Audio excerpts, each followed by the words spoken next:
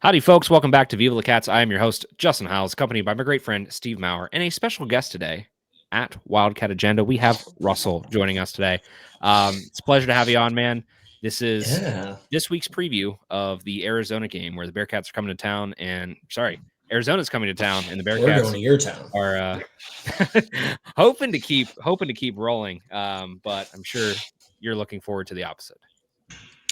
I would love the opposite. I hate to break it to you. I mean, we are also currently rolling on a one-game streak, I believe is the number. No, two. We got Colorado in there. That barely counted as a game, though, so I forgot about it. I don't know. It's one of those things. The U of A, when it comes to football, we are both hot and cold at the same time. I never know what we're going to get. But yeah, we're excited to come to Cincinnati. I believe this is one of very few matchups we have. First time ever. History. So, yeah. Yeah. So it'll be a lot of fun. I do, for the listeners, I was showing earlier, but I currently am wearing a joint Cincinnati, Arizona jersey. It is a house divided in my household this week here in Cincinnati, as my wife is a University of Arizona alum. We just lived there for the past 3.5 years. So I was amongst it, and I'm already getting shit talk from a couple people out there who are still out there. So, understandably. Yeah, so it's a lot of fun, man. Like this one kind of hits a little bit closer to home for me. Obviously, I will be at the game on Saturday. So I've asked my wife what she's wearing, and she's not figured it out yet. I offered her this, Russell, and she was like, I don't know about that, And so no, kudos to her. It's a great jersey for you guys to have. Maybe just not on Saturday. Yeah, yeah. I think she's got to stay on that side, and I'll stay on my side. You guys have to stay on opposite sides of the stadium. She gets the visitor side. Like you guys will stare at each other across the stadium, death stare the whole game, just waving until it's over. Yeah, love you. I hope your team loses. Yeah, I will say she should. I would, if she can't make up her mind and she needs like another Wildcats opinion, I would say, go put on some blue. just to offset the red that'll be there. Just that way, it's like, because you're going to get a mix of the red in the crowd if we're both wearing red. Mm-hmm. So I wear blue, you'll stand out. Maybe we'll see you on TV. Yeah. It'll be easier. Yeah, it's true. I wonder if we're the first couple to be an Arizona-Cincinnati house divide. I honestly kind of wondered that. I was like, there's probably not many of those out in the wild, How about this? How about how surprised. Many active couples, like there's a they ended their marriage over the January basketball game this year. It could be, like it's a 0-0 matchup so far. Somebody could have seen this come down the pipeline. It's like, I don't even want these problems later, babe. Like, I'm out. Like, I don't need this in my life. I don't need these problems. But regardless, the first matchup ever, I can't see too many couples getting split up because of it. Yeah, and this is actually funny enough. This is 2 weeks in a row that the Bearcats have the first time ever matchup. Really? Before the bye with Utah, and then now with Arizona. That's 2 in a row. So it's a really interesting time for the Bearcats, and interesting for Arizona as well. Arizona is definitely in the hunt as far as, I guess actually now they've officially secured bowl eligibility. That's what I was talking about.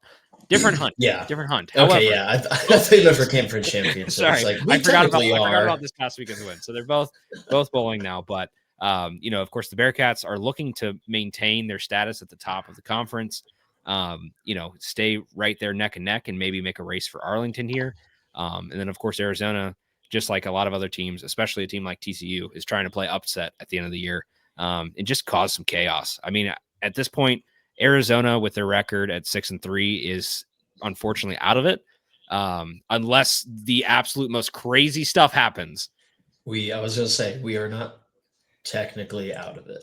There's a lot of teams that are not technically out of it. It's like we are realistically out of it. No. Yeah. I think it was the Arizona reporter and beat writer Jason Shear. Yeah. He just like maybe an hour or two ago shared a graphic of the exact outcome of every game that would need to happen over the next 3 weeks for Arizona to make an appearance in the Big 12 title game. And it's not looking great, guys. I won't lie. So it's like a little bit of copium, just like all the Utah fans. We have angered a lot of Utah fans by telling them the truth that realistically, you're still in 5th place. You're not in 3rd. You're not in 2nd. You're not in 1st. You're not in 4th. You're in 5th. You need things to go your way to be talking the shit that you're talking. So pipe down a little bit.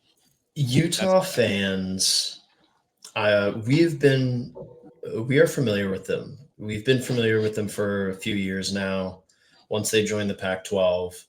And it's very funny getting to watch all the new Big 12 fan bases just kind of realize what we've been dealing with over on the West Coast.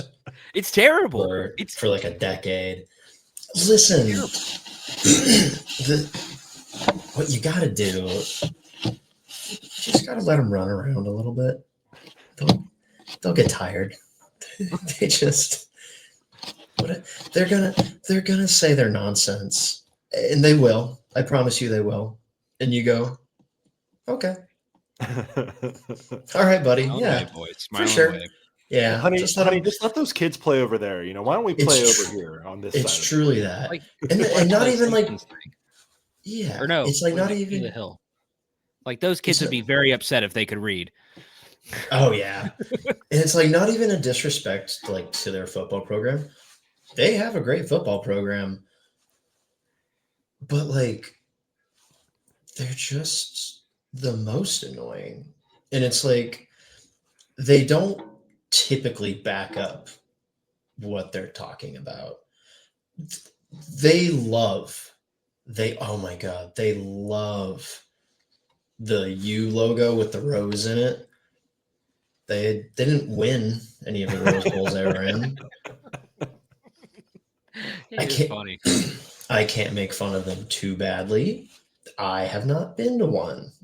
Neither has my team.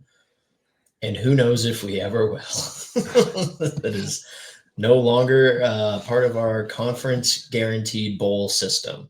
So who knows if the U of A will ever get to one. But I don't know. Utah fans, just let them run around. Yeah. So speaking of Utah fans, so I was following pretty closely when everything happened with the Big 12, and unfortunately, I honestly didn't want to see the Pac-12 fall apart. I really grew to like enjoy it as I was living out west, and I was like, oh yeah, there's a whole slate of games that start at like 7 p.m. my time. Like that's good matchups at that too. Like correct. Right? It was Pac-12 was so much fun. Yeah. It's truly a shame that like, I mean, the term for like East Coast bias really was truly a real thing. And the thing with the Pac-12 is it was genuinely, I think, one of the most even conferences we will ever see in college football. I mean, like everyone said, oh, they beat up on each other, must be bad conference, like following the SEC kind of like Homer talking path. Genuinely, such good parity. Like there have been numerous times where Oregon is like a national title contender, but then they have a night game in Tucson. Genuinely, the last team Oregon ever wanted to face when they were having a good season, a late game, was weirdly enough Arizona and Tucson at a night game. It was kind of their kryptonite. It was very funny too, because like we'd be having a middling season and we would just smack the shit out of them. Excuse me, I don't know if I'm allowed to. No, go ahead. Yeah, podcast. Let it fly. But it was like it's like we would have Cal like upsetting UCLA out of nowhere. We would have Oregon State suddenly beating Stanford when they're having one of their good years. We'd all take turns spoiling USC. I mean, it was just fun. And like I'm in Chicago now. And I moved here in the summer of 2019. And I kind of like finally discovered how awesome Pac-12 After Dark was, because I was out at the bar late at night. I think it was like, no, not super late. It was like maybe like 11 or 12. And the bar just like has on their big screen that they have one game that's playing, and it's UCLA versus Washington State. And the score is 55-50 with 7 minutes left in the fourth. And it's like, that's beautiful. That's gorgeous. Hey, West Coast offense, we are really truly living that life over there. There's no defense that doesn't exist. Air that shit out. It's great. Oh my God. Well, and then so with the loss of that and joining the Big Ten, or sorry, not the Big Ten. I'm sure maybe you guys want to be in the Big Ten instead of the Big 12. I don't know. Utah. No, sorry. Steve, he's not a Utah fan. I know. Good He's point. an Arizona fan. Good point. But the only reason I would want to be in the Big Ten is because I'm in Chicago now, so maybe I could see him at Northwestern. That's all. That's a good point. So, but with joining the Big 12, I know at least there was less feet dragging from Arizona fans on like the Thursday that it was all happening, and like Arizona was supposed to go first and stuff, and ASU was dragging their feet, Board of all that stuff. We don't have to rehash the past, but just as a fan, like how felt for you to be like, and like for other Arizona fans, I saw you were at like the Chicago U of A bar this past weekend. Like, what has that been like?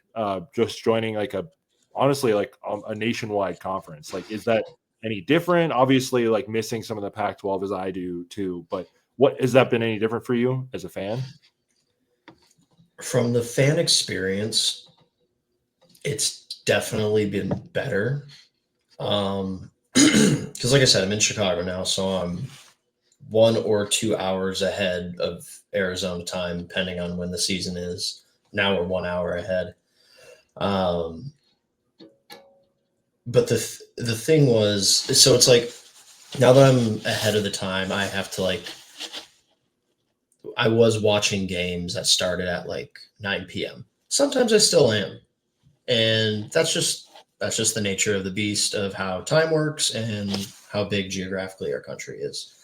But the Pac-12, I think we were so excited as a fan base to jump on over to the Big 12 just because of quality of life. We, like, the Pac-12 network was kind of like what was like the nail in the coffin of like, not even the nail in the coffin, just like the hole in the hull of the boat that was the Pac-12. That's what started sinking us slowly. Because this guy's on theme today, Steve. We'll get to it. We'll come back. Oh, fantastic. But like it was so difficult to watch games. Like if we got an ESPN game, it was a miracle. And when we were with the Pac-12, I don't think I had an Arizona game.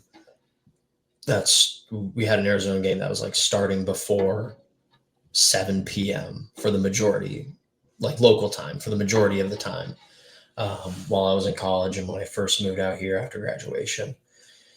And being on like hard networks that are difficult to access plus tough times means no one's going to see you play. The voters aren't going to see you play in the AP poll, even if you're having a good season. It was just a mess constantly. And so now coming to the Big 12, they're a conference that like knows what they're doing. They've been around the block a little bit. They understand you can't try and put everything on your own network. It's not going to work. You got to use Fox. You got to use ESPN. Now we're using TNT.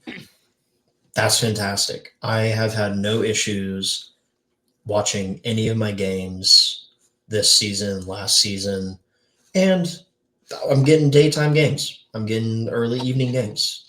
It's fantastic. It's such a better quality of life. And it's like U of A fans were excited because we knew that's what this would be.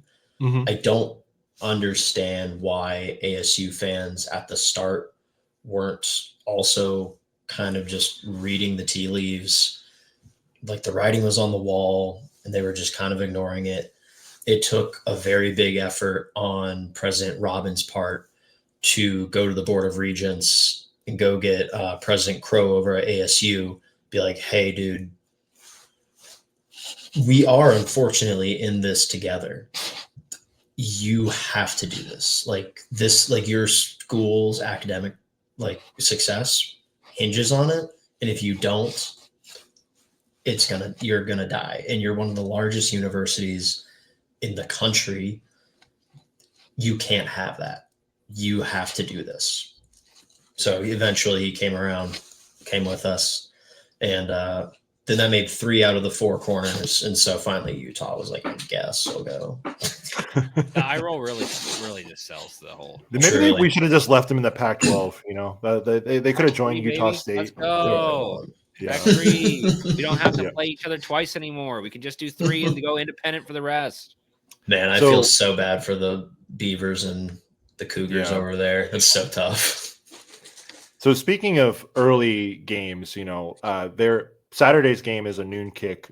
Cincinnati fans, just so you know, we've been very upset with all the noon kicks. Unfortunately, with it being a nationwide conference, we are one of 3 Eastern time schools. So for the conference to have a full day of games, it's unfortunately one of us 3 that usually gets selected to be the early game.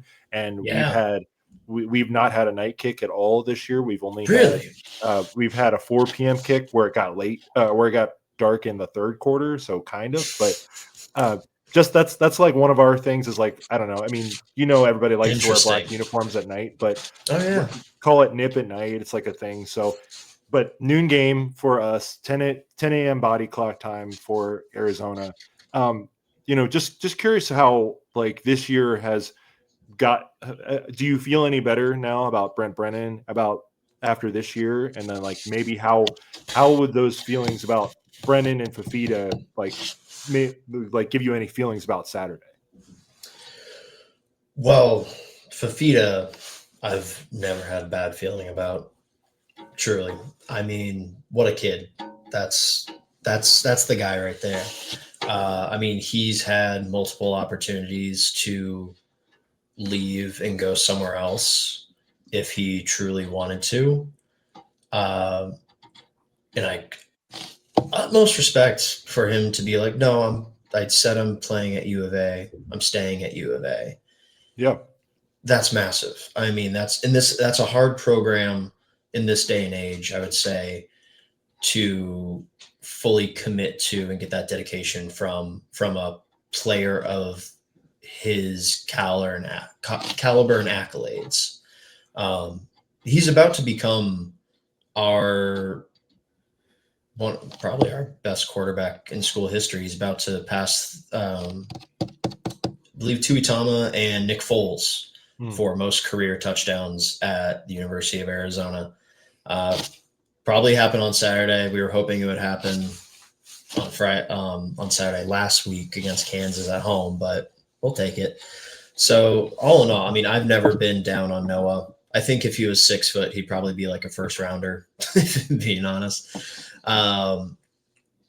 Brent Brennan, however, that's the man of the hour. And I don't know. And I don't think a lot of people truly know, because it's like, I've been a Brent Brennan hater. I've expressed multiple times, like, I can't believe my football team chose a coach over history and personal connections to the program over, actual job record and success. And that's always been one of my pet peeves as Arizona, is whenever we hire a new coach, we get someone who says, I'm bringing back the tradition of Arizona football. And it's like, well, our tradition is losing, so maybe let's skip on that and let's try something new. Let's see how that goes. Let's see how that goes. That'd be lovely. And it's like, last year was a disaster. It's hard to be harsh on him because it's like, it's his first year. And like, it's always hard that first year, no matter who you are. But at the same time, and like some people said, well, you lost some key players that went to Washington, the Jed Fish. And it's like, well, that's true. We do still have a lot of the same returning players. So it's like, okay, I don't expect him to take us back to the Alamo Bowl that first year, but it was worse than what it should have been. And I think that came with him learning what it's like to coach at a school that, even though we're historically not great, we do still have like high expectations. Like, this is Power 4 football. There's a bar you need to clear.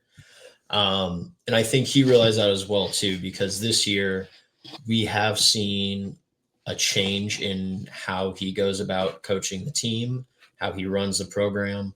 He is by nature a very mild-mannered, like, old man. Actually, I don't even think he's that old. He just kind of looks like he is. Yeah, he's actually not that old. My dad's older. He's just it's the gray hair from running San Diego State or San Jose State for all those years. The San Jose State really took it out of him. But I mean, he's more fired up this year. He's yelling at players. He's yelling at refs. He's showing some energy, some life. You can see some changes in our offense. We're not just relying on Noah throwing it to Tedero McMillan. He has Noah moving the ball around a lot more now. Pretty successfully. I think it's actually been very good for Noah that he doesn't have a go-to receiver anymore. Brought in new coordinators.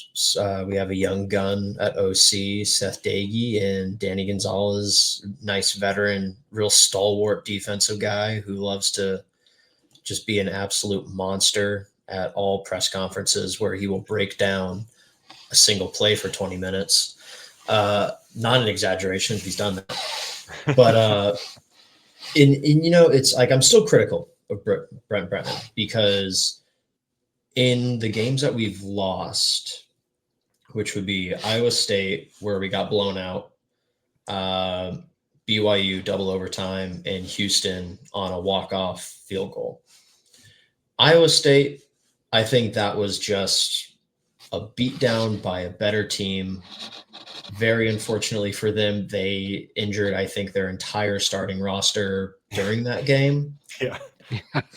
But they beat the hell out of us because they were just those dudes. That was where the talent gap was, and we didn't have what it took to hang with them, unfortunately, at that time. But then you get two games where it's BYU and Houston, two good teams that we are playing neck and neck with. We're hanging with them. We've learned from our mistakes at Iowa State. We've gotten our lumps, taken care of business, go back, reset, learn. We're hanging with these teams. We lose that double overtime to BYU, and it pretty much came down to coaching at the very end of it all. We were up 10 in the fourth quarter with like 7 minutes to go. We let them come back, and then we blew it in overtime. There have been times throughout that entire time frame where Brent Brennan could have called timeouts. He could have used them strategically. He could have iced kickers, could have gone for plays on maybe fourth down, things of that nature, where it's like, it's those little minute details that get us to where we are eventually. And because of that, we lost the game. It's kind of same situation with Houston, kind of close game back and forth the whole way. Kind of just give up at the very last second when we could have maybe iced the kicker or done other things here and there that would get us a little bit safer in that exact last moment. So my critiquing of Brent Brennan now is a lot softer. He's doing a much better job this year than he was last year, but I do think he still has room to grow and learn and improve his game management skills. Challenging, things like that, getting on the ref's ass a little bit. Sorry, that was such a long-winded answer. No, that was good. I really appreciated it because it helps me like understand, and like we only see like, the like limited tweets from each. We try to follow each fan base. I think my goal has been to try and get at least 2 or 3 burners from each fan base. And other than ASU, who has no burners because they have no fans and all, it's just t-shirt sidewalk. Ooh, talk that shit. Trying to get you on my side real quick. So Saturday, we got the Bearcats, we got the Wildcats. Cincinnati is favored by 6.5 points, total of 56.5. Russell, Wildcat agenda, Big Tucson dad. How do you see this one going, and what is your prediction for this Saturday? Cats by a billion, probably. Well, that's yeah. I mean, the wild ones. He's right. He's right. Which ones? Yeah. It's tough because, I mean, you guys, I feel like, are a relatively similar team to us in terms of attitude. You guys are very gritty. You might not necessarily be the team that comes in and stomps out its opponent all the time, but you're gonna get the job done. And if you don't get the job done, it's at least extremely close. U of A is also very similar in that sense. And I think we have 2 teams here who are very good at finding the level that their opponent plays at and then playing either up or down to that level. And I think it's going to be extremely close. I think our defense will have a little bit of trouble with the run. And so I think, hoping to make up for that, our offense is going to have to really, really jumpstart itself from the get-go. We can't be playing slow and from behind like we were last week. That all being said, game prediction. Just because I'm a homer, I'll say Arizona wins 38-35. Honestly, I could see that with how our defense has played lately. I was looking at SP Plus for this, and Cincinnati is right now behind Arizona in overall and in offensive and defensive production for SP Plus.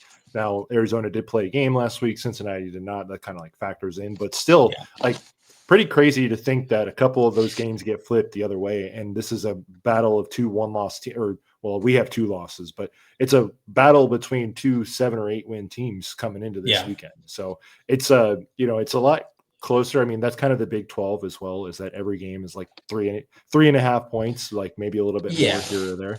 But U of A feels like one of the best 3-loss teams in the country. That's right. It's true. That's right. So for this one, I'm going to just lay down my sword and just hope everybody has a good time. We just come together at halftime, hold hands. Get out of here, Steve. Say what you mean. Yeah.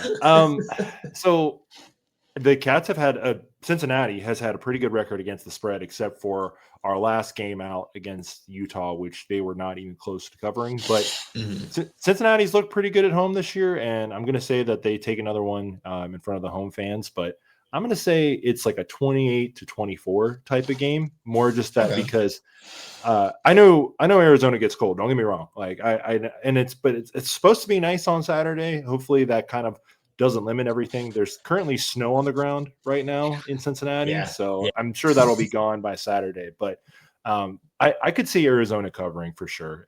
They're a tough team. I don't think body clock is really going to matter that much because it's a 10 a.m. kick. I feel like you'd rather, if you're the team traveling one way or the other, you'd rather the game be early in the day, because you just got all that energy just being early in the day. So I don't really think that's going to affect Arizona much, but I would say a 28-24 would be like kind of my guess. What about you, Justin? That's a good point. Yeah, I mean, I agree. I think Arizona in this could absolutely cover. I'm going to play the narrative game here a little bit. I think at this point, this juncture in the season, I think Arizona has definitely gotten over the hump of making some progress this season.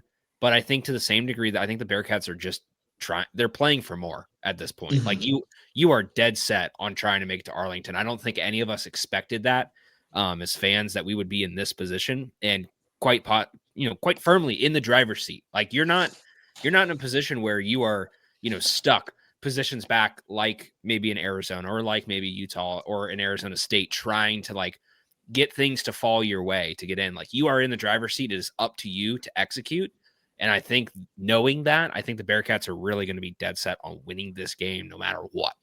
Of course, if we were to lose this game, that sucks. I think it really just kind of, again, this is a point where, again, you look at Scott Satterfield, you look at the narrative of everything. This is a juncture where you have to put your foot down and say, okay, there's more to play for. We have this team ready to go, and we have our eyes set on something higher. And so I think for that and all of the other points made before, Arizona will cover, but I'll say Bearcats 31, Wildcats 27. I think it's going to be close. I mean, we're all thinking it's going to be really close. In the same, 3-4 point junction here. So one of us will be absolutely heartbroken. Yeah, but I mean, Steve apparently will be okay with either result, and that I think says enough about how we should feel about Steve this week. I'm going to be that Yankees Red Sox fan from a few years ago where he like switches the hat around and it's like, this one. It's like the Yankees Dodgers. It's like, I can never go wrong here. It's like that the New York mayor, the disgraced New York mayor, Eric Adams, how he had the one hat that it was not even cut in half. It was just a black hat with the Yankees logo and then the Mets logo and like an X in the middle. Yeah. Everyone was like, what are you? Stop. Come on, man. Pick a side, man. Come on. Pick a side. Well, Russell, it was great having you on the show. Appreciate all the takes on Arizona and getting a lot of our fan base, I think, up to speed on Arizona too. Of course, we have Steve, a little bit of an inside man to a degree, but it's not the same as having a true full blood Arizona member here. A true homer. Yeah, a true homer. So again, we appreciate having you on the show this week, man. It was great. Yeah. Thank you for having me. We look forward to seeing how this game goes. And as we'll leave you with this. This will be our official mention of this on the pod. Steve, please tell us what you're drinking tonight. This is the theme of today's show. Today, for those of you who do not know, is November 10th. It is the 50th anniversary of the sinking of the Edmund Fitzgerald. I'm going to play that right after I get off, actually. Play it tonight. Play it tomorrow. Remember. My friend was drinking that earlier today, actually, too. You're not alone. It's a classic. You don't know. The legend lives on, Carrying a lot of ore. Not a lot of ore, maybe too much ore across a little bit too much roughest bodies of water in America, and that would be the Great Lakes Superior. It did not make it. Did not pass Whitefish Point, and the gales of November took that buddy down, and it did poke a couple holes in that ship. But we don't know. That is still the great mystery. Did it crack in half? Was there a hole? Did it just sink? Did it capsize? We don't know. Justin, I watched a 2-hour documentary today. I can send it to you if you want. Yeah, I mean, hey, I think they found the answer. So I was gonna say, wait, did they just know? They know now. Well, they like a computer thing, So I'll send it to you too, Russell. So, hell yeah. But people can find you at Wildcat Agenda for the Arizona takes, and then Big Tucson Dad. But I think you're the most famous person we've ever had on this podcast. So I'm honored. Yeah, my main Twitter is Big Tucson Dad. If you don't want to hear about my personal life, my cat, politics, or other Arizona professional sports, don't follow it. If you just want straight, unapologetic agenda pushing for the University of Arizona, find me at Wildcat Agenda. Beautiful. Thanks for coming on, man. We appreciate it. Thanks, Russell. Appreciate it. Have a great one, guy. That was fun. That was a lot of fun. Again, good to have Russell on. That was a good time. Good time. Yeah, good day. I mean, I've liked doing that a little bit this year. We've got a couple more lined up in the chamber for the next few weeks. So just excited to it's the fun part about being in a league where people actually care is that, you get people who are invested and want to talk about these things and are really passionate about them and have years following the team instead of just, just going to school and then picking it up. Like, Yep. Russell's been following the Wildcats for years and it shows. So it's just cool to have people like that we can just reach out to and get their opinion. So I love the Big 12, even if Arizona State doesn't. Even if Arizona State doesn't. Steve, we are at that point of the show where now we are going to switch back over to basketball. Again, pour one out for our brothers at the Edmonds Fitzgerald. That is quite Great Lakes Brewing, quite a creation there.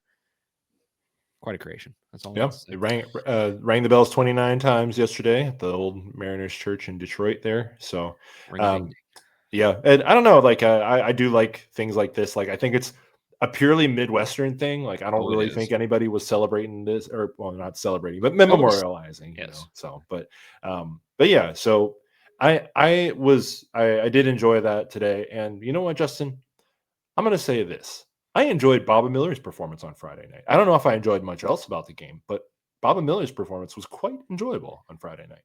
We got a W. And the Bearcats are now 2-0 to start the season with wins over Western Carolina and Georgia State. As Steve said, Baba Miller went off for the second consecutive game, which if I were to do quick math in my head, I would have to look at it, but I'm going to do quick math. He was at 18 and 24 for the first two games. So he's averaging right around 21 points. Pretty good. Yeah, that's stat math there for you guys. I'm really trying here. The wheels are turning. You can hear all of the grinding of the gears and the smoke coming out of the ears. But alas, again, Baba had a great performance. I think with the start to this season, the Bearcats have definitely shown that there is going to be some room for improvement. But I think a lot of this too comes on the back of just needing to kind of kick things into gear. They haven't really had, to this point, a good test, and that will come tomorrow night. For those of you who are listening on the day of release, November 11th, that will come tonight against Dayton, where the Bearcats will hopefully get everything into line and kind of figure things out and hopefully just win that. It doesn't really matter how that comes, but we just need to figure out that game. But again, before we go into a little bit more of a detailed preview of that, Steve, specifically the win over Georgia State, the Bearcats winning by not as large of a margin as Vegas would have had you believe. I think the spread got up to, was it 29.5? Yeah. And it ended by 10, 74-64. Again, not a super dominant performance, but a win nonetheless. Well, this was also just a game too where I think it was almost like a no-win situation for Cincinnati, like a Friday night, first week of the year, high school playoffs are going on. So there were not many people like that were in attendance at the game, not much of a student section impact. And then somehow we already have players sick week one. I don't know how that happens. So that I would prefer that not happen anytime soon again. Actually, I take that back, because the way the immune system works, if you get sick now, that technically means your body should recover and be healthy come the next few weeks. Not if you play for the Cincinnati Bearcats, buddy, because for whatever reason, I swear we've had a team of sick players for at least the last 25 years. This needs to be studied. You've got a good point. I don't know what they're doing. They do get sick a lot. Well, I mean, obviously, people coming from, and now even more people every year coming from different, corners of the country and now the globe to Cincinnati, and it gets a little cold here, it gets a little sniffly. So I get it. It's just weird though that it always seems to happen. So, but Cincinnati didn't really have their best game, I'd say. It gave up a solid. A solid 30% from three for Georgia State, but Georgia State shot 36%. But Cincinnati had one of those games where make you want to pull your hair out, where they shoot 31 threes from and make 7 of them. And there was a couple different possessions there, or a couple different runs where they shoot 4 in a row and miss them. And I tweeted during the game, I was like, I've never asked this before as a fan of basketball in general, but can we just shoot more twos? That was I was shocking myself by asking that, but I ask that all the time. Well, you are a noted fan of Mr. DeMar DeRozan, the king of the mid-range. I love mid-range basketball. I mean, that is where the sport is just it's at its best. Justin, we've been loving some mid basketball the last few years with these Bearcats, buddy. But yeah. It was another thing, and I released the clip on Friday of us from last week's show about how I was going to be excited about the individual players on the roster, but maybe not as much about the cohesiveness just yet until we get to January, February, March. Like it's going to be a lot more real during Big 12 play, and these non-conference results. I know and I wasn't really upset about the result per se. It was more just that this was probably going to happen at some point where they don't play very well and they get Buck Harris back. He did play, and they just kind of have a little bit of a slower game, and they've got to work through it and figure that out for themselves. And they will need to win in multiple ways, but I think it's fair to say that people are kind of a little bit frustrated with it being year 5 of the same coach, and kind of similar issues continue to pop up. 65% from the free throw line. Once again, Justin not doing what we need to do. They were 40% from the field, but 22% or 23% from three. Would like to see a little bit more there. They were getting a lot of points in the paint. And I think the other thing too, Justin, is that they are wanting to play at a much faster pace this year. And I think we have some people excited in the fan base, okay, if they're going to play at a faster pace, then hopefully this will change some of it. And I'm just more thinking this is going to take some time, and we'll see if this strategy makes it all the way to January, just because I don't really see how we're going to get all the way there and then just, continue running this pace, because I'm going to say that the Big 12 has some of the smartest coaching staffs in the nation. They know what they're doing, and they're going to figure out how to try and curtail some of that so that Cincinnati is not constantly getting out on fast breaks and running. And, maybe they are going to create a lot of turnovers and figure it out. And, they've got players like Sincere that are going to get into passing lanes and just make it hell on other teams. And, Kirk Kriisa, although not the greatest defender, is just going to annoy some team this year. And so I think it's fine that you get another win. You start 2-0. I think obviously wins are better than losses, and it just seems like they're going to need a few more games to really get into this season. But I've honestly been kind of surprised at maybe the lack of talk from UC fans about this basketball season so far. We've seen the usuals, and maybe that's just less people on Twitter than before, but it almost seems like it's kind of entering into a stage, and maybe it's still early in the basketball season. People will pick back up by the shootout, but I don't know, Justin, how did you take away from this game? Am I overreading things? Am I just doing my unfortunate doom and gloom thing? Help me out here. I mean, I think it's a little bit of both. I think one thing, actually, just while I had the thought on your mention of the tempo, I think tempo is a really interesting discussion, because where this team has sat for the past few years, they've kind of just been a little bit in between. They've started to pick up the pace now this year. Of course, they're clearly playing much faster. And I think it's a double-edged sword, because on one hand, if you are a really good team at converting the three, if you're really consistent at just finding a way to get buckets, and you can wear down a team with tempo, I think that that's a really effective way to play. But you also have to be consistent. You have to be able to make those buckets. And I think in years past, where sometimes we might have grinded down the clock a little bit, you might not have given yourself as many opportunities. Here's the other problem. If you have an off night, you're giving that other team a lot of other opportunities too, especially when you're playing against a team, say like Houston, who's going to want to grind down the clock as much as possible. Houston plays to the final second every single time they get a possession. They're pretty much dead last in tempo, and yet they're one of the most efficient teams when they have the ball in their hand. And so I think when you look at those two sort of polar opposites of where these teams are pacing, I'm just curious to see how that is going to net out for them. And like you said, whether or not it makes it to January, I think at least in this early stage, especially while you've got guys who are still fresh off the summer, it's going to be easier to do that. But throughout the season, unfortunately, injuries can and will happen. You're just going to have to manage your team and make sure everybody can play to that level. And if that's your game plan, you got to stick with it. But I do like it. I like it. I mean, personally, I think it just shows a little bit of fire. And like you said, it does make the games really chippy, and it actually allows you to score a lot of points. And I think you'll see that. But when you get to the Big 12, they like to grind you out sometimes. And some of those defenses are so physical. I don't know if they'll be able to keep up. All of that said, to this point in the season, we're 2 games in. Let's to the same point, like, let's not overreact, but let's also not just say it's null and void and it doesn't matter. I think there are things to take away from these games. I think there are, certain performances that you can see. I really do like what I see out of Baba. I really like what I see out of Sincere.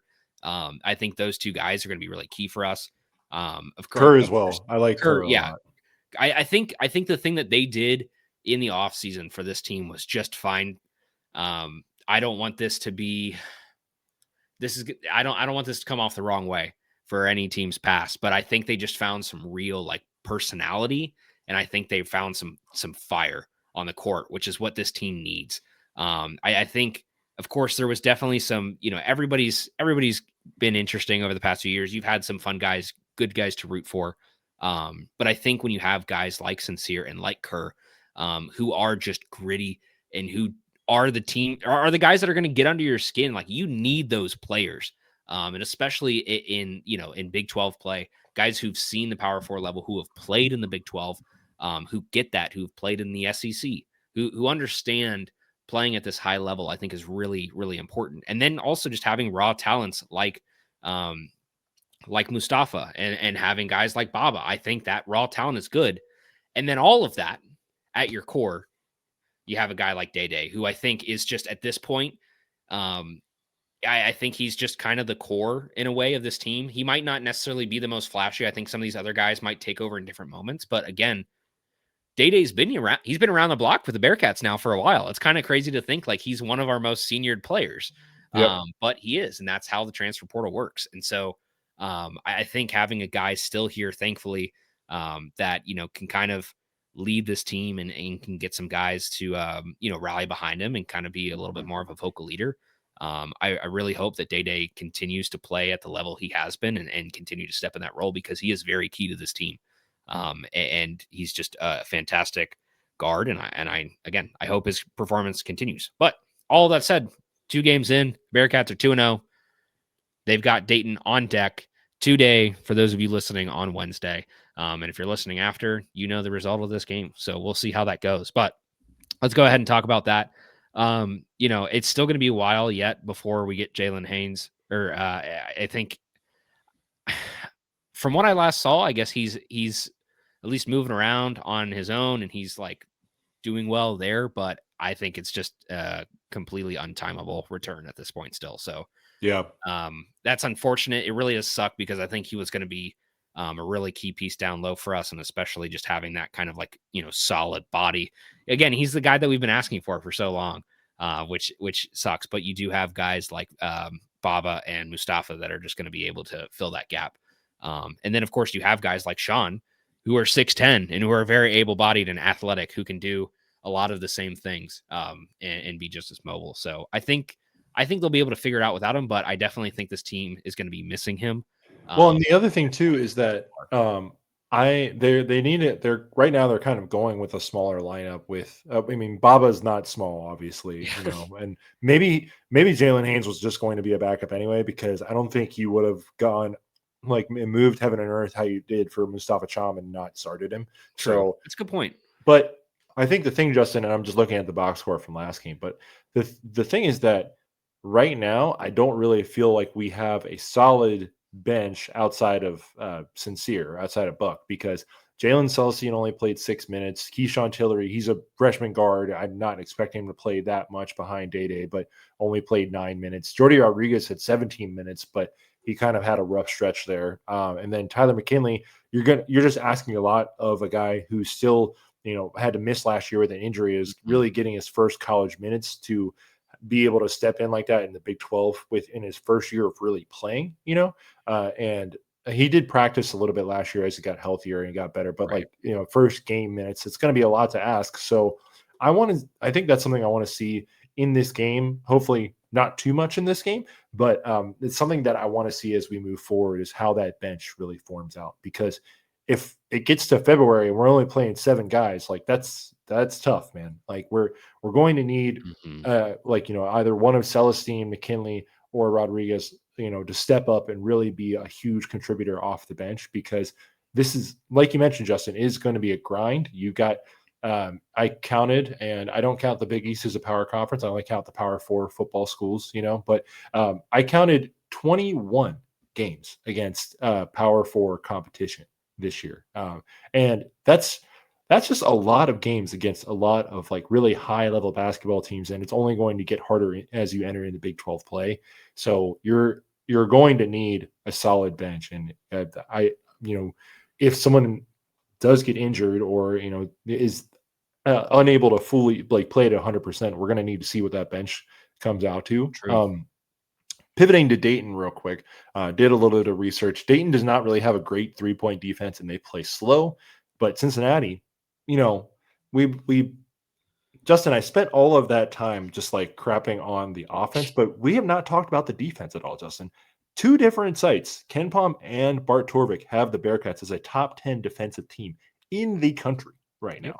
And so if you're just going to hang your hat on having a top 10 defense, again, first week, not enough data. We're going to have to let this all simmer for a little bit. So maybe I shouldn't really be putting too much stock in it, but that's incredibly positive returns so far for a team like that. Like if they're going to be able to play strong defense for 35 games this year, you're going to take your chances night in, night out and hope that you make more threes than you did last time. So with that, if Cincinnati does want to keep that style of play going, and Dayton is not running people off the 3-point line, if you're able to get out and get some runouts and get some threes and really just kind of put yourself up early, or just get some easy 2s and get some layups, that's, I don't know if Dayton's going to have to do a lot to come back, especially on the road. It's only a 40-minute drive. I did it once. It's only 40 minutes from Clifton to Dayton, but it's going to be a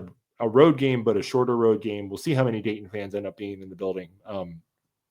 Some of the ticket prices, by the way, were like just insanity. I was looking because I was just kind of curious and like, oh my goodness, like just like there was some like seats at half court for like $500. I'm like, for a Cincinnati basketball game, like, come on, man.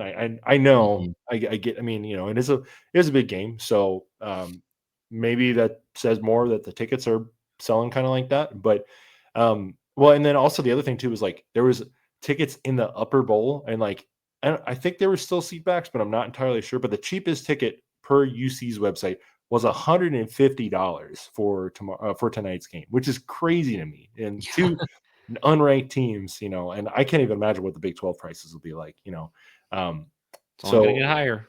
Yeah. But so just real quick, Dayton has 2 wins this year, a 40-point win over Canisius and a 6-point win this past Saturday over UMBC. They did not look very good either. And Cincinnati's favored by 6.5 on the sports books and by 8 points on BartTorvik.com. So they are favored, and I do think they have a pretty good chance to win. But as we saw with Dayton a couple of years ago, they're going to be a tough out, and they play hard. And I think they probably get a rep from outside basketball as like just an A10 team, but we know, like just from being close by them, they have a strong basketball tradition, and they're going to come in and they're going to bring it. And I really want to see how we respond, because this is a tough test to play early in the year at home, but it's not out of the realm of possibility that Dayton comes in here and wins. So I think the path to victory is obviously winning the rebounding battle, like hitting your free throws. If you get more runouts, turn those into fast break points and fast break, or hit your threes. There's a lot of things that I think they can kind of silence some of us fans by going out playing well in this game. And I know Dayton's like not the highest projected or highest rated team on any of the metrics right now, but Justin, like that, I think that would make people feel a little bit better going into the hard part of your non-conference schedule, and then going into the Big 12. Yeah, and I think again, like you have to, I think you really have to get this one. Just again, like we've said with football and like we've said with basketball for the past few years, you kind of have to get these early games under your belt as W's, because I think you need the momentum for the team. You need questions to stop being asked about, from the fan base of, is this going to be another one of the same old dealios? Are we gonna take the same wraparound that we have for year in, year out? And I think again, just winning against Dayton, no matter how that game looks, will at least just quell and pull some of that pressure off. That I think right now, I think most people are going to be giving Wes grace, and I 100% agree with that. I think at this point in time, we cannot make any more assumptions about how this team is going to perform against high-level competition until we see how they perform against high-level competition. Non-conference games where you have some cupcakes on the schedule, like a Georgia State, it's one of those things that you just have to just realize it's part of the schedule, and you got to let it go. It's hard to take things away from that, but at the same time, until they play a team like Louisville, I don't even think that we're really going to understand where this team's at. I think even if you play this Dayton game, if you win by 10, I think you're going to learn some things. You're going to see how they perform, but Dayton's also not really in a position right now where they're knocking down, busting down the doors of the, A10 at the moment. Like no Deron Holmes on the roster this year. No Deron Holmes, no Obi Toppin. Like it's not like, some of those starstruck names that you'd get from Dayton in years past. Like it's just going to be a good team. But no big standouts at the moment. And I think for this team, for the Bearcats, like you just have to go in and again, take care of business. Like that's kind of where this game is. It's a good team, but you got to take care of business. You got to find a way to win. And outside of that, from that point on, you're just looking at, again, I think that next marquee thing for the Bearcats is going to be that Louisville game, because I think that's really going to be your first real test that you could say, okay, against a high level, team that's probably going to be second weekend. I think that's the expectation. I think that's where Pat Kelsey's got him. Like, I think against that type of team, where are you standing? And again, is your defense, which seems to be a good mark at the moment, is that going to just absolutely crumble at the seams, or is that going to hold up? Is your offense and your high tempo, which seems to be doing well, is that just going to fall apart at the seams when you run into a team like that? I think those kind of things are what needs to be paid attention to, and not just necessarily the result of the game. Because whether win or lose, you just need to see, how did you win or how did you lose? A win's a win, but if you lost, how did you lose in that game? And I think those things are really what our takeaways are going to be going forward. But again, to this point, if you're going to run this high tempo offense, got to make buckets. That's going to be the most important part. Got to make buckets and got to continue to shut them down. And I think that is going to be a thing that does kind of intrinsically it's sort of like the butterfly effect. It does help when you have a higher tempo team in general. You typically have more turnovers for the other team. You have more opportunities for the other team to turn over the ball to you. So I think sometimes it's a little bit artificially inflated, but I think this team will be really good defensively. And I think they've made the additions that necessary in order to get the guys that are long and athletic and are just chippy. And again, that's what you need on this team. And again, guys like Sean, guys like Sincere, guys like Kerr, guys like Bob, like all these guys are going to be, up in your face trying to get that ball from you every single play. And then you have Day Thomas, who has been the rock, I think, for this team the past 2 seasons defensively. I will say, on a last point on this before we move on, I think when we get to these tougher games and we're talking about this element of depth, that's where we will start to miss having the reliable, having a known result of when you have a guy like Jizzle on the team. I think that's where this is going to get tough, because like you said, you're going to reach into your bench. You're going to need some depth, and you're going to want to figure out where this team is at.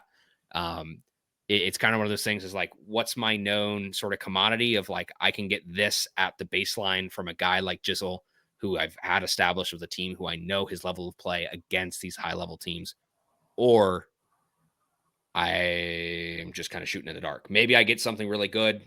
Maybe I don't have much here.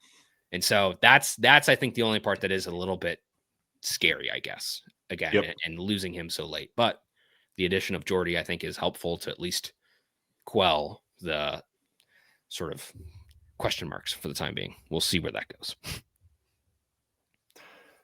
Big 12 recap. I'm just hoping we play well at home and, help people feel a little bit better about that. How about that? I agree. Let's help the people feel better about the Bearcats. Big 12 head-to-head, Steve. Yes, sir. So we now have basketball and football. Indeed. So right now, we won't go through all the teams. I feel like if you've been a long-time listener of Viva Cats 1, thank you. I appreciate you. Justin appreciates you. Joel, although he needs to run still, Joel appreciates you as well. So Justin, you are currently on par with our Ghost team. Houston being 8-2 is really kind of killing the average for the Ghost team. And getting 4 points for having 2 bowl eligible teams also hurts. We'll see if Baylor or UCF get to bowl eligibility, but that's going to hurt us too if one of those two gets to bowl eligibility, or both of them. Baylor is at 5 wins, UCF is at 4, so that might be tough for us. Your boy is at -1 right now, but I have BYU, who did take their first loss, and I have Arizona, who is bowl eligible, so that helps me as well. But I have Kansas, who is 5-5, and kind of not looking very good down the stretch here, and I have K-State, who is 4-5, and also kind of questionable going down here. And you are on par with Arizona State, Iowa State getting a big win over TCU, for sure, and kind of helping you out there. Unfortunately, your Colorado pick is kind of just falling apart here. Oh, it hurts near the end of the season, but you still got those Bearcats, so hopefully you can. They can help us feel all better on Saturday. Real quick, while we're on this topic, can I ask this question? Do we, at this point in time, do we think that Deion Sanders will be back next year for Colorado? I think at this point it's more of him removing himself from the program and not somebody pushing him out. But do we even think that he's going to be there next year? And if so, if not, what happens? So I do think so, just because if he were if anything were to have stopped him, obviously he had the real medical scare this off season, and then he's had other medical problems in the past. Maybe it does come to a point where he's like, I don't love it anymore. I'm just going to step away and just be in the broadcast booth. But I think there's something about Deion that still craves that competition. And for example, there was no reason for him to just coach other than coaching his sons.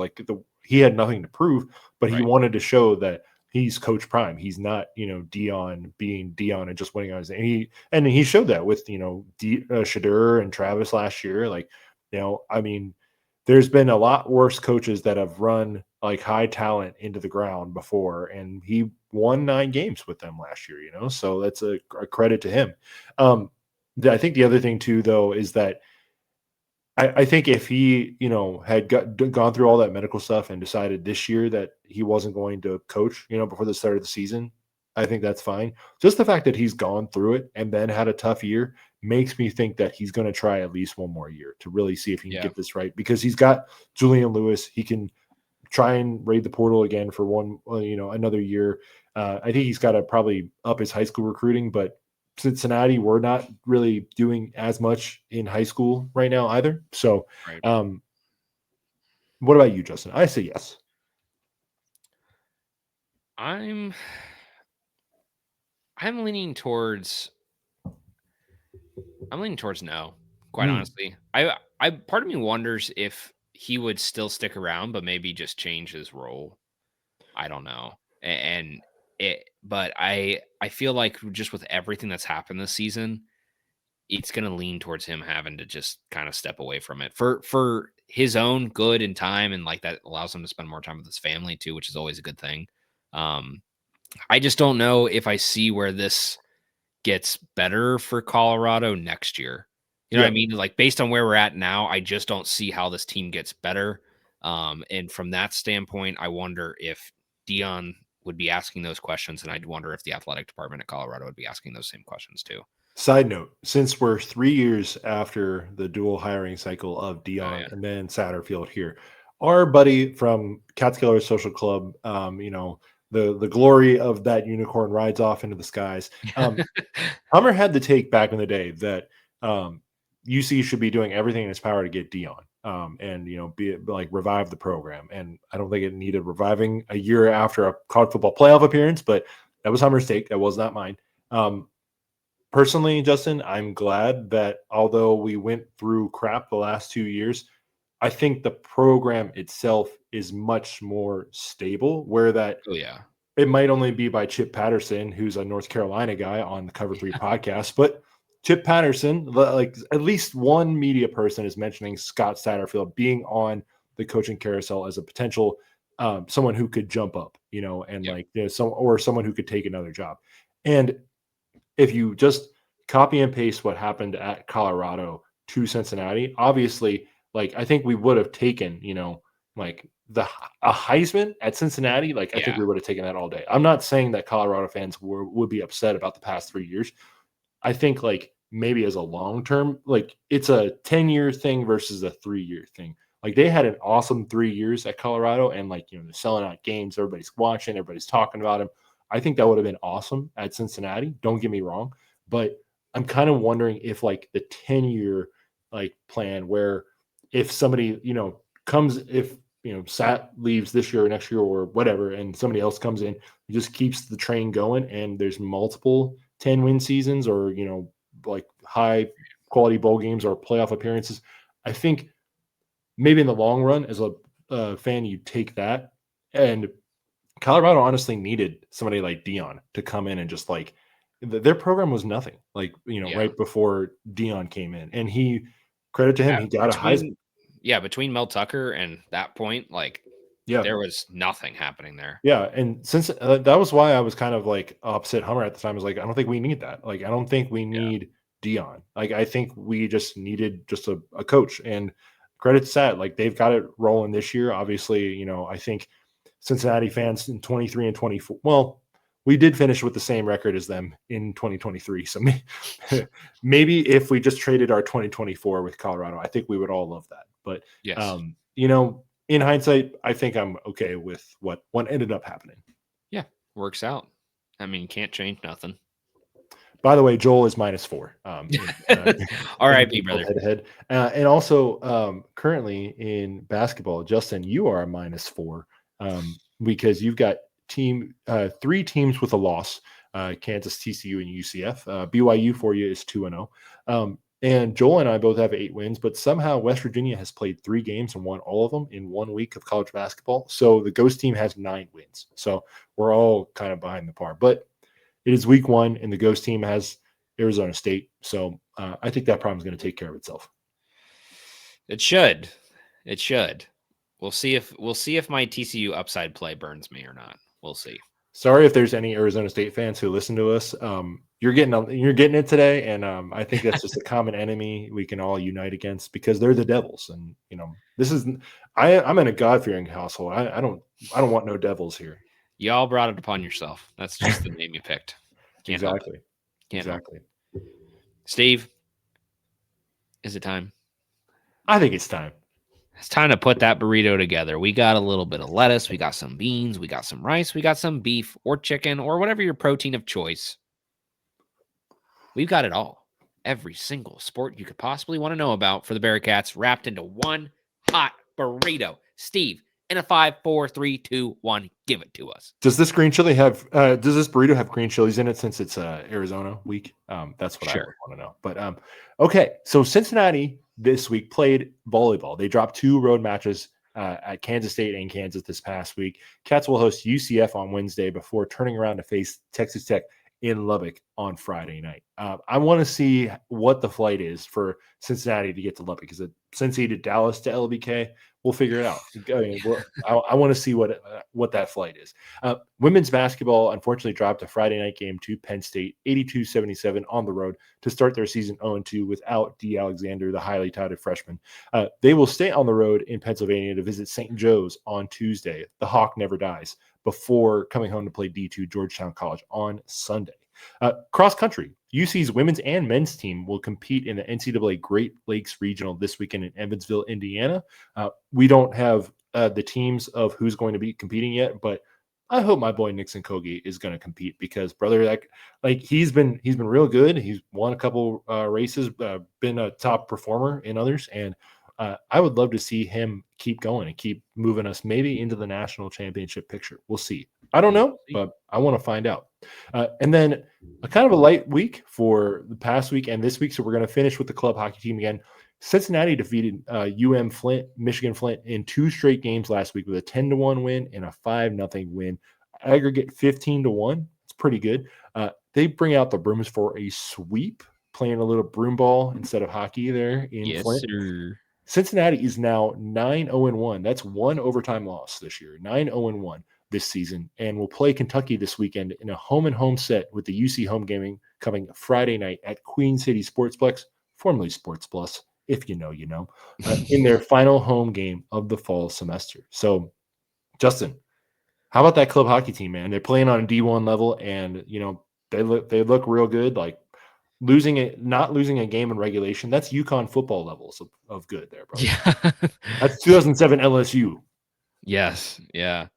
I don't know what we have to do, Steve. Like, do we have to what do we have to petition in order? How do we get this team up to the next level? I know Title IX balancing really kind of throws a wrench in things. Yeah, I honestly don't know what's if the Title IX balance hold. Like, I don't know. I've heard different things about that, so I don't know if that holds anymore. But I think the only thing that we need to do is you, I, Joel, or somebody within our orbit just needs to become like just a Bitcoin billionaire somehow, or do something maybe unethical. I don't know, but like somehow where we make $1 billion within the next 3 years, and we're like, all right, we're making a hockey team, you know. So hacky.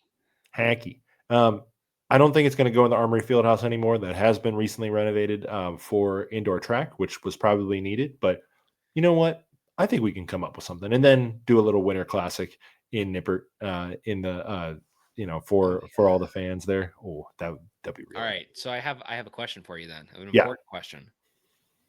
If you had all the money to own or to make a team happen, I got all this money on me now. How'd that happen? Look at him. He's a rich guy. He's a rich guy, eh? You know, his little fingers grind together. Show that Rolly. Hit the all right. If you had all that money and you could establish a sports team in Cincinnati, what would you do? Would you, A, fix the Bengals' defensive problem and make them actually competitive? Would you, B, fix the Reds' problems and just it's not?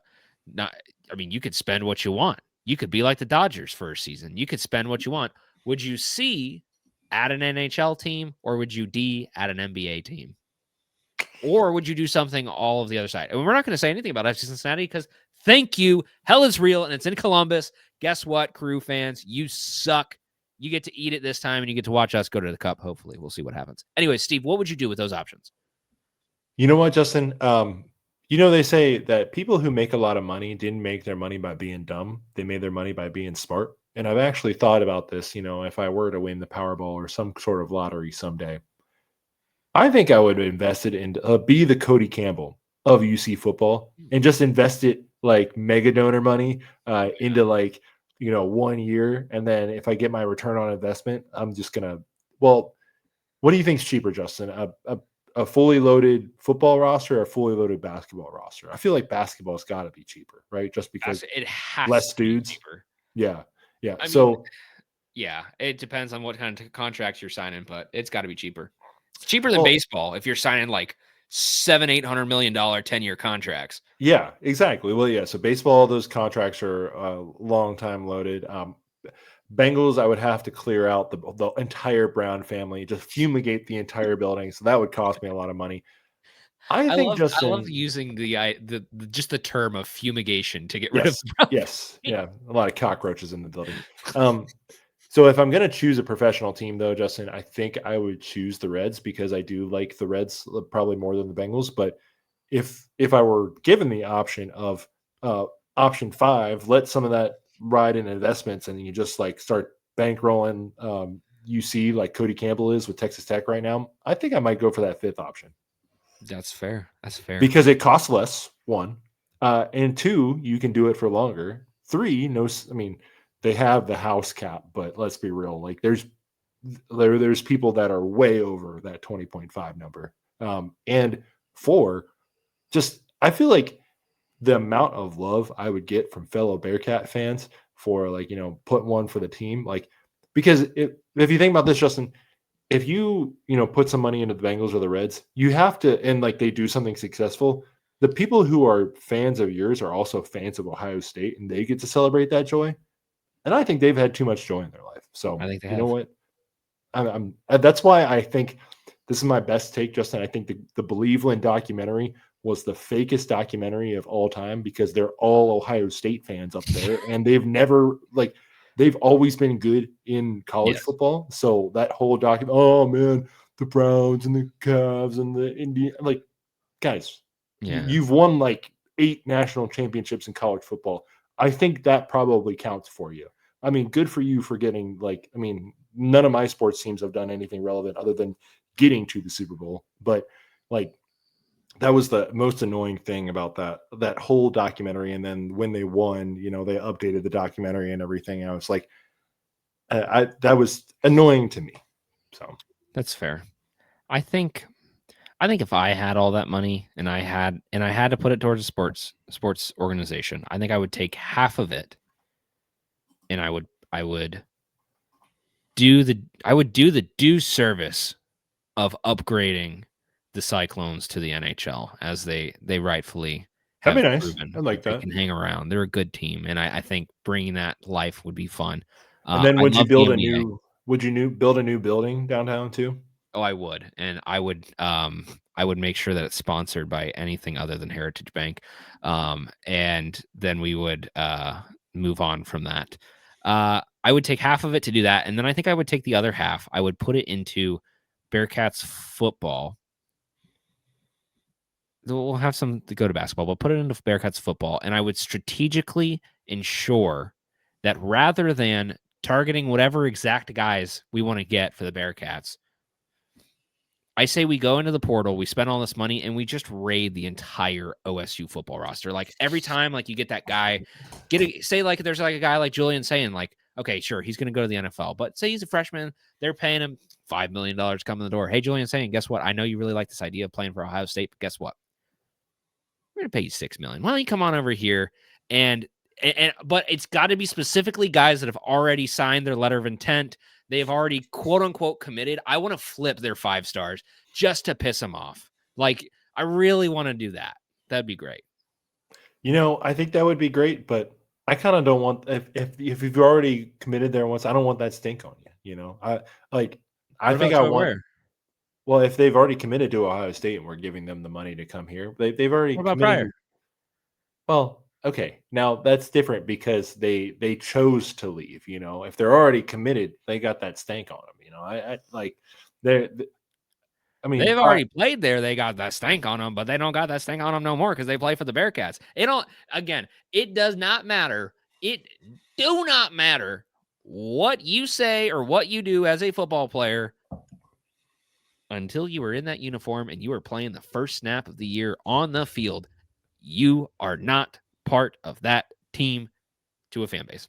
That's true. In this day and age, because, and quite honestly, you could be 3 to 4 games in and you could still be like, actually, I'm just going to go somewhere else because meh. Well, they say this year that since they've changed the transfer portal to just that January window, that it's going to be better, but we'll see. I mean, that there was one guy that literally Lucas of the world. Well, there was the one guy that literally left Luke Fickell in Wisconsin. Good choice, by the way. I mean, shout out to them for getting the win, but who just didn't even enter the transfer portal, just left Wisconsin, enrolled at Miami, and nothing happened to him. So, like, I think they're going to try with this one-time transfer window, but I mean, I don't know. It's all just like they all think these rules are great, but when they really want someone, they're like, actually, let me just change them. Let me just figure it out. Yeah, so, that's true. Justin, I'm gonna go eat some dinner. So why don't we let the people go from here? That's a good plan. We've kept you imprisoned long enough. Steve, I think that after today, there is truly only one way to send off today's show.